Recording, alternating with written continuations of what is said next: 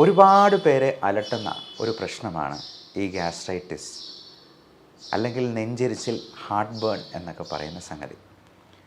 ഇതിന് നമുക്ക് ഭക്ഷണ കാര്യങ്ങളിൽ എന്തെല്ലാം ശ്രദ്ധിക്കാം? വീട്ടിലെന്തെങ്കിലും ഒറ്റമൂലി പ്രയോഗങ്ങൾ കൊണ്ട് ഇത് മാറ്റാൻ പറ്റുമോ? വീട്ടിൽ അർദ്ധരാത്രിയിലാണ് ഈ ഒരു പ്രശ്നം ഉണ്ടാകുന്നതെങ്കിൽ നമുക്ക് എന്ത് ചെയ്യാൻ പറ്റും? ഗ്യാസ്, നെഞ്ചെരിച്ചിൽ, പുളിച്ചു തികട്ടൽ, വയറ്റിൽ നിന്ന് പോകാനായിട്ട് ബുദ്ധിമുട്ട്, ഫ്ലാറ്റുലൻസ് അല്ലെങ്കിൽ ദുർഗന്ധമുള്ള കീഴ്വായു ശല്യം, വയറ്റിൽ നിന്ന് പോകുന്നത് വളരെ ലൂസായിട്ട് ഫ്രീക്വൻ്റ് ആയിട്ട് പോവുക, എപ്പോൾ ഭക്ഷണം കഴിച്ചെന്നാലും പുറത്തോട്ട് പോകണം എന്ന് തോന്നുന്നു ഉണ്ടാകുക, ഒരുപാട് പേരെ അലട്ടുന്ന ഒരു പ്രശ്നമാണ് ഈ ഗ്യാസ്ട്രൈറ്റിസ് അല്ലെങ്കിൽ നെഞ്ചെരിച്ചിൽ, ഹാർട്ട് ബേൺ എന്നൊക്കെ പറയുന്ന സംഗതി. ഇതിന് നമുക്ക് ഭക്ഷണ കാര്യങ്ങളിൽ എന്തെല്ലാം ശ്രദ്ധിക്കാം? വീട്ടിലെന്തെങ്കിലും ഒറ്റമൂലി പ്രയോഗങ്ങൾ കൊണ്ട് ഇത് മാറ്റാൻ പറ്റുമോ? അപ്പോൾ പലപ്പോഴും നമുക്ക് പാൻഡോപ്രസോൾ, റെബിപ്രസോൾ, റാനിറ്റിഡിൻ തുടങ്ങിയ മരുന്നുകൾ ഇതിന് കൊടുക്കാറുണ്ട്. ഡോംപെറിഡോൺ പോലുള്ള ഈ പുളിച്ച് തികട്ടൽ ഒഴിവാക്കാനായിട്ടുള്ള മരുന്നുകൾ മോഡേൺ മെഡിസിനിലുണ്ട്. ലാക്ടലോസ് പോലുള്ള അല്ലെങ്കിൽ സുക്രാൽഫേറ്റ് പോലുള്ള സിറപ്പുകളായിട്ടുണ്ട് ഗ്യാസ് മാറ്റാനായിട്ട്. പലപ്പോഴും ഗ്യാസിന് ഈ ഒരു ഗുളിക കഴിക്കുമ്പോൾ അല്ലെങ്കിൽ അതിൻ്റെ ഇഞ്ചക്ഷനായിട്ട് കൊടുക്കുമ്പോൾ പെട്ടെന്ന് തന്നെ ഗ്യാസ് മാറുകയും ചെയ്യാറുണ്ട്. എന്നാൽ ഇതൊന്നും ഇല്ലാത്ത ഒരു സാഹചര്യത്തിൽ വീട്ടിൽ അർദ്ധരാത്രിയിലാണ് ഈ ഒരു പ്രശ്നം ഉണ്ടാകുന്നതെങ്കിൽ നമുക്ക് എന്ത് ചെയ്യാൻ പറ്റും?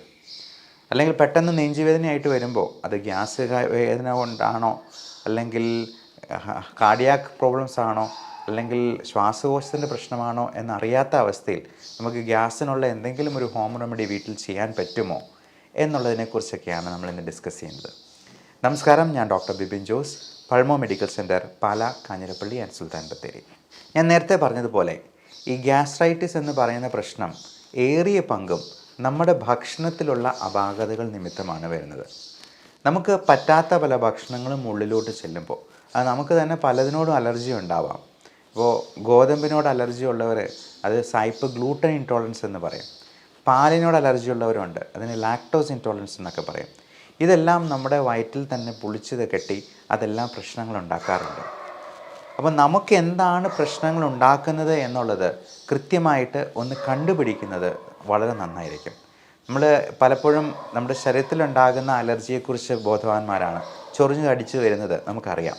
എന്നാൽ ഈ ഭക്ഷണം ഉള്ളിലോട്ട് കടത്തി വിടുമ്പോൾ നമ്മുടെ ആമാശയത്തിലും നമ്മുടെ കുടലിനുള്ളിലുമൊക്കെ ഇതുപോലെ ചൊറിഞ്ഞ് തടിക്കുന്നതും ഇൻഫ്ലമേഷനും നീർക്കെട്ടും ഉണ്ടാകുന്നതും അതുപോലെ നീര് വെച്ച് വീർക്കുന്നതുമൊക്കെ നമുക്കൊരു എൻഡോസ്കോപ്പി ചെയ്യുന്നാൽ മാത്രമേ കാണാൻ പറ്റുള്ളൂ.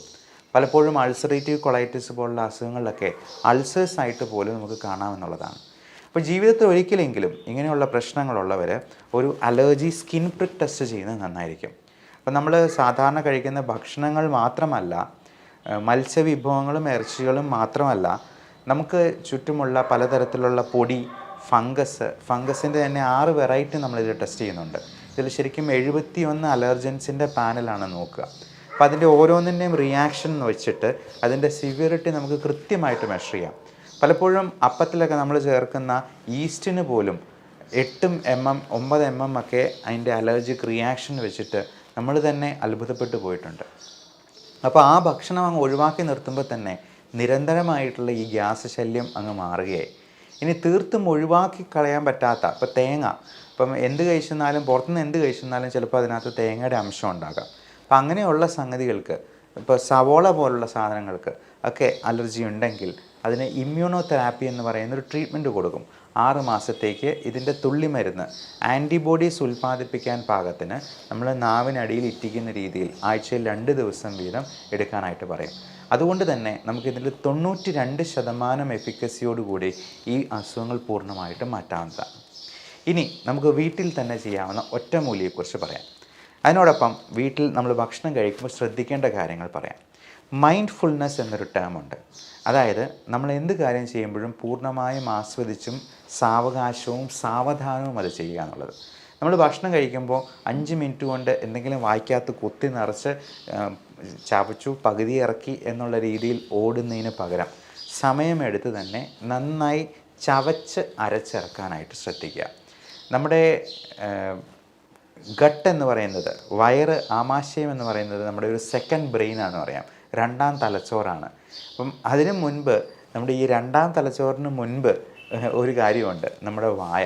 നമ്മുടെ ഡൈജഷൻ പൂർണ്ണമായിട്ടും അവിടെ നടക്കുന്നില്ലെങ്കിൽ പോലും ഒരു 50% നമ്മുടെ സലൈവയുമായി മിക്സ് ചെയ്ത് അതൊരു പായസം പോലെ അല്ലെങ്കിൽ ഒരു സെമി ലിക്വിഡ് സ്റ്റേറ്റിലാണ് അല്ലെങ്കിൽ ആവണം നമ്മുടെ വയറിലോട്ട് എത്തേണ്ടത്.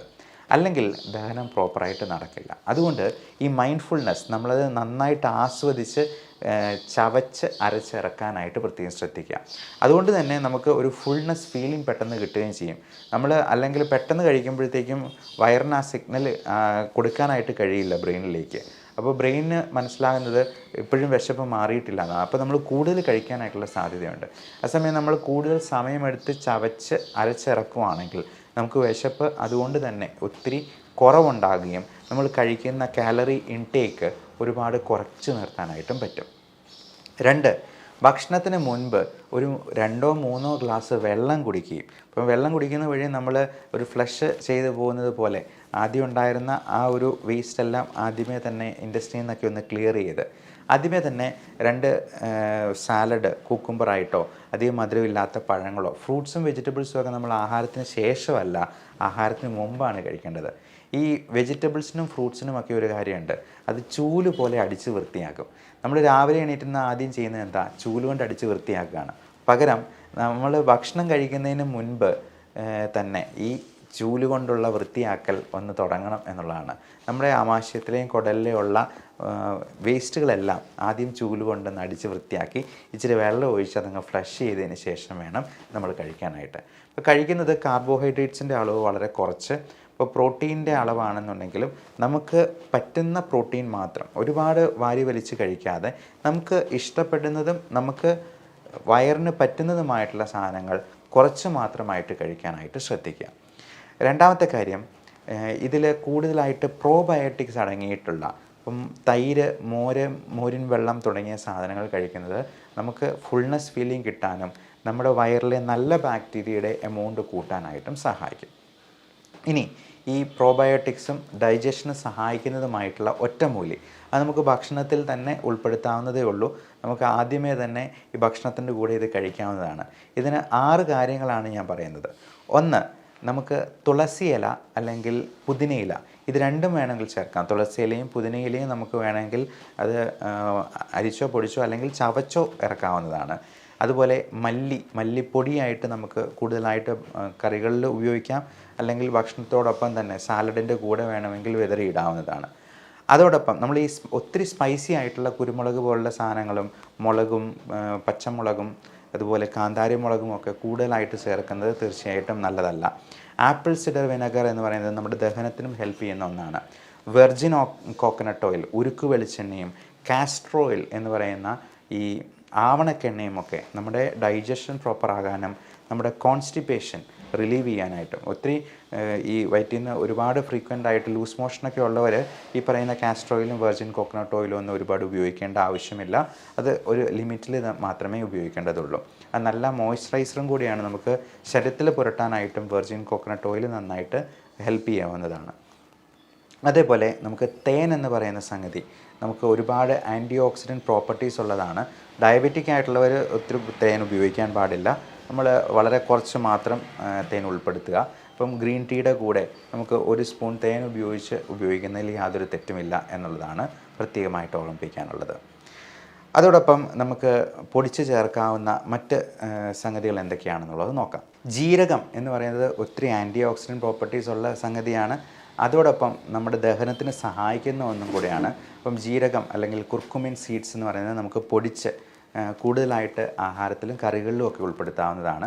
ഇനി ഇത് കറികളിൽ ഉൾപ്പെടുത്താൻ പറ്റിയില്ലെങ്കിൽ പോലും ഇതെല്ലാം പൊടിച്ച് നമുക്ക് ആദ്യം ഒരു സാലഡായിട്ട് കഴിക്കുന്നത് തീർച്ചയായിട്ടും നമ്മുടെ ഈ ദഹനത്തിന് സഹായിക്കുന്ന ഒന്നാണ്.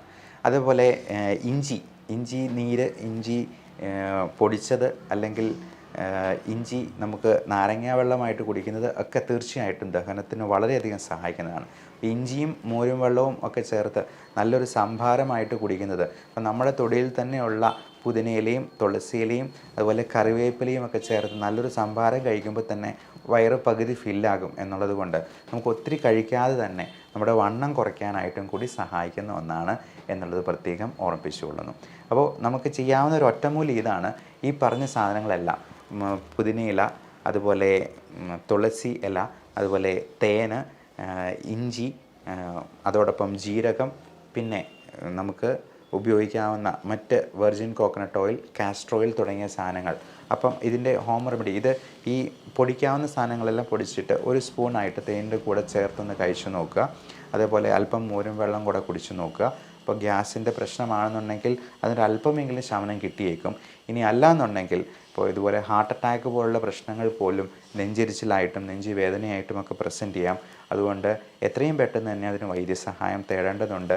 ഇതിൽ കുറവില്ല എന്നുണ്ടെങ്കിൽ ECGയും ചെസ്റ്റ് എക്സ്റേയും ട്രോപ്പായി പോലുള്ള ടെസ്റ്റുകളും അടിയന്തരമായിട്ട് തന്നെ ചെയ്തു നോക്കേണ്ടതുണ്ട്. അത് ഒരുപാട് വെയിറ്റ് ചെയ്യുന്നാൽ ചിലപ്പം ജീവൻ പോലും അപഹരിക്കപ്പെട്ടു പോകാവുന്ന ഒരവസ്ഥയിലേക്ക് പോയേക്കാം എന്നുള്ളത് ഓർമ്മിപ്പിച്ചുകൊണ്ട് നിർത്തുന്നു.